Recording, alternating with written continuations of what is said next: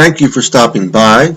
This is Jeffrey Weiss, your political activist, keeping you informed of local and world events. Today we discuss, how's your day going? I'll bet that Starbucks latte was a great way to start your day.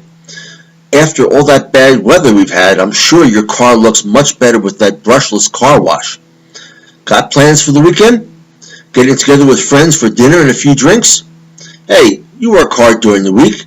You've earned a little R&R after putting in those 40 hours of exchanging emails, conference calling, and those meetings seem to drag on forever. I'm sure you've made some New Year's resolutions, trading that old clunker of a 4-year-old car, get a new wardrobe, plan that overdue trip to the Bahamas. Yeah, you know there are problems in the world, injustices, ethnic cleansing, genocides, war, starvation, disease, but your life is no bowl of cherries. You have to put up with that demanding boss and that traffic. Man, that's a killer. Speaking of killers, do you know what's going on in Myanmar and Bangladesh? Hey, I don't want to spoil your day, but give me a few minutes of your time.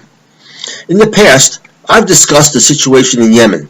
I would like to now enlighten you as to what is going on in Myanmar, otherwise known as Burma. The Rohingya people of the Rakhine State in West Myanmar are being ethnically cleansed, raped, tortured, killed, starved, and burned to death, all under the orders of former Nobel Peace Prize winner Aung San Suu Kyi. She suffered house arrest for 10 years by the generals who ran the country. She suffered isolation, physical attacks. Once freed, she could not run for office, but she nevertheless leads her party. Mass rape of women, children, and adults with their throats slashed in front of their families. Villages sprayed by helicopter ships. A woman about to give birth, beaten by soldiers. Her baby stomped on as it was born. Destruction of crops. People fleeing in boats gunned down. All killed because the Rohingyas are Muslim, while the rest of Myanmar is Buddhist.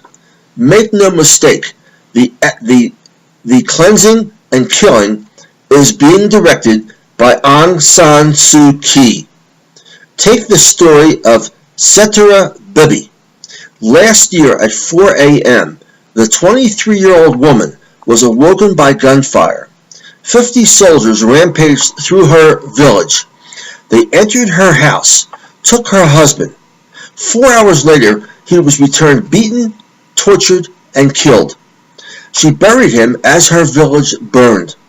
She took her 2 daughters and mother and fled for the Bangladeshi border. 2 days later, she had to cross a swollen river.